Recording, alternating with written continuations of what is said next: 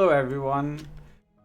On my Twitch channel I've been getting a lot of recent questions about akasha, so I've decided to make a new updated akasha guide for you guys because it seems like a lot of people don't know what are the good ones, what to use, how to give them XP, how to level them up, what to keep, what to throw away, etc.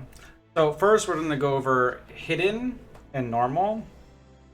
So the only difference between this is that the stars change from yellow to purple at the first glance, but if we take a closer look at them, they actually change. So here we're looking at parry. It says for hidden version, when you obtain an item, you get 6% movement speed for 5 seconds. If it's normal, you only get 3% for 5 seconds. So normal and hidden, the only difference is that hidden gets a slight buff to the amount that you get. Now, the same thing can be said with when you add them to a +1, +2. So when it's a +2, normal, agility is 7%. When it's a hidden, agility is 12%. This is true for all akasha cards. So, in the rule of thumb is that hidden is better than normal, +1 is better than none, +2 is the best. Hidden +2 is the best. So the point of this guide is to kind of give you everything that you need to know about akashas. The very, very simple things that some people might not tell you to the very, very complex things. And we're going to start from 1 star and work our way all the way to 5 stars. So the first part of this was about hidden and non-hidden. Now we're going to talk about usable 5-star or usable cards and what I would recommend. So usable 1 stars, there's not that many. I can think of only 3. So the first one would be a card that a lot of veteran players would say it's obvious, but newer players won't. And that's what this guide is for. It's for the newer players who don't know what's good and what's not good. So first one is Deus Ex Machina. The reason why this card is good is it strikes everything in the whole map and stuns them, dealing damage. Okay. The next card is going to be Balrog, if we can find him. Balrog does a similar thing. He is a 1-star card, and he attacks everything, but everything that's just right in front of him. I might have already passed him. Let's see. Oh, there he is. He's called Junk Knight on this version. So he attacks things in different areas, and if you +2 them, then he just attacks them in a larger area. Now, something to note about the 1-star cards. They cannot be hidden, but they can be enhanced to be +1 and +2. We'll talk about how to +1 and +2 them after we finish all of the akashas. So, akashas 2-star that are really good ones that you should be keeping and using. First one will be Black Gauntlet. He's very, very strong, and he's very, very useful. The next one is Flame Tempest. Flame Tempest is another very, very useful card that you should be keeping and probably using. The other one, it will be the MK2 Robot. This card recovers stamina. Very, very useful. And the last one on 2 stars that I would use on all my characters if I have it would be Brook. Brook just allows you a 5% chance when you get a direct attack, which means you don't miss. Your critical rate goes up by 20% for 2.5 seconds. An honorable note.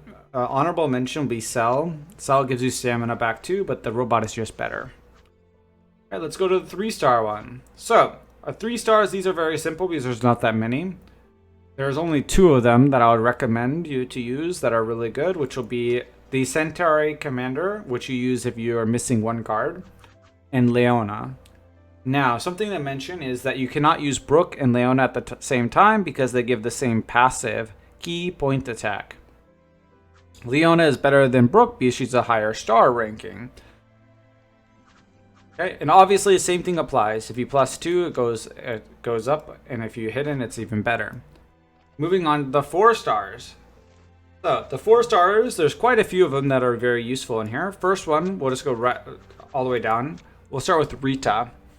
Rita is a very useful card in certain places. 1, Primal, which is level 55 raid. 2 would be Daydream. And 3 would be if you don't have any other card to kill mobs in a big group in dungeons. So if you have her, do not get rid of her. She is very useful. Next card, Haru. Haru is a useful card and gives you attack speed and movement speed. Very nice to have and very, very useful. Next card, Irwin. This is a must-have until you have perfect cards. Irwin is the king of 4 stars, in my opinion, because when you make a critical attack, which at endgame you will be 100% critting, so you have a 5% probability of increasing your armor penetration, which armor penetration is very, very huge in this game because if you have higher armor pen, you hit through their defense. All right, next one we have is EO. EO is a very useful card because it gives you SV. SV stands for Soul Vapor. Soul Vapor is the things that you pick up, the the blue circles or the red circles on the ground. And when you have over enough, you can press 7 and use Hysteria. That's what this card does for you. And it's very useful in endgame rating. There is a 5-star card that we'll use instead of that.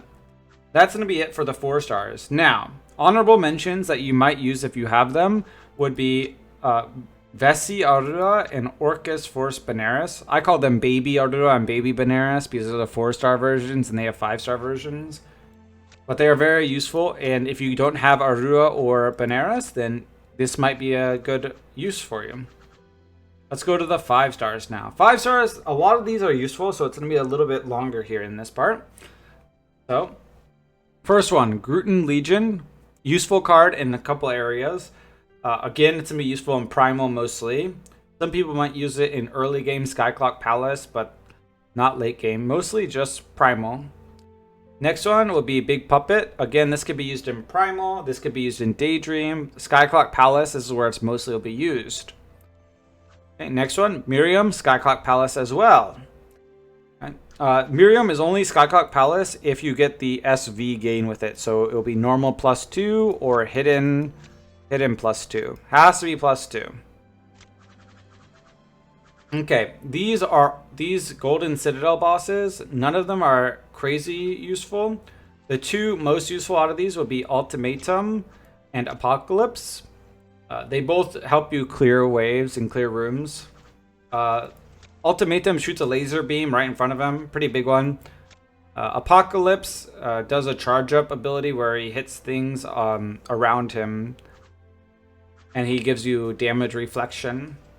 Now, going on to the next 5-star, Catherine. It's an okay card, nothing to be crazy about. If you have Aurora, I would never use Catherine. Catherine just gives raw boss damage.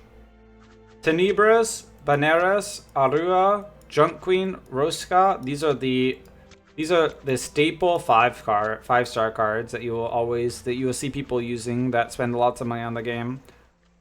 Junk Queen, Rosca, Aurora, Benares, Tenebris. They are the meta 5-star cards.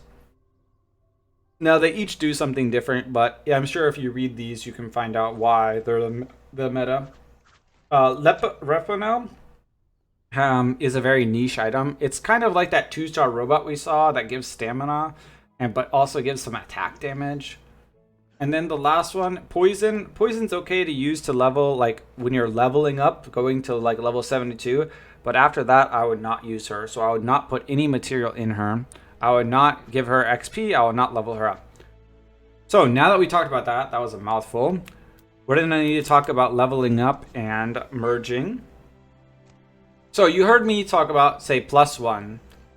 So as you can see, I already have a robot. So I'll take off my robot here.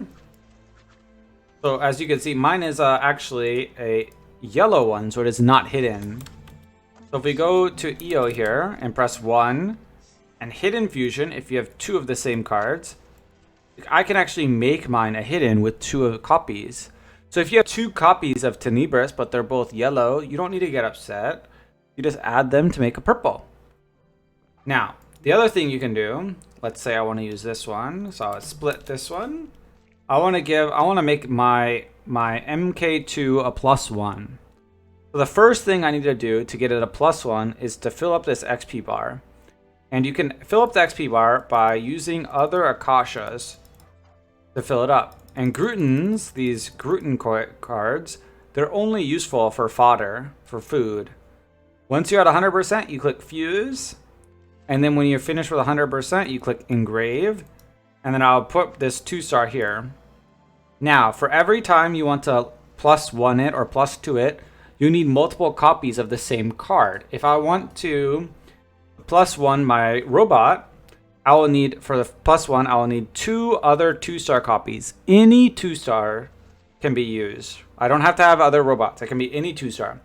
And for +1 to +2, I need 3 more of the 2-stars. And again, after you +1 it, you'll need to give it more XP. Now, before you just start throwing around all your cards like, oh, I want my XP, I want this one, this one, this one. This is not correct. Now, the reason why this is not correct is we should never give 3 stars as food, because we can do something called merging with them, where you add your 3 stars here if you don't need them, and you click merge. And as you merge it, it will go to a 4-star card. Most of the time, it'll go to a 4-star Gruten, but sometimes it'll go to a real card. So, if you have any more questions about akashas or about how you should do something, make sure to put it in the comment section. If this video helped you understand akashas or what to do with them, make sure to like, comment, and subscribe for the YouTube algorithm. And I'll see you in the next video or on my Twitch channel at twitch.tv/fevergladiator. Thank you guys. Bye-bye.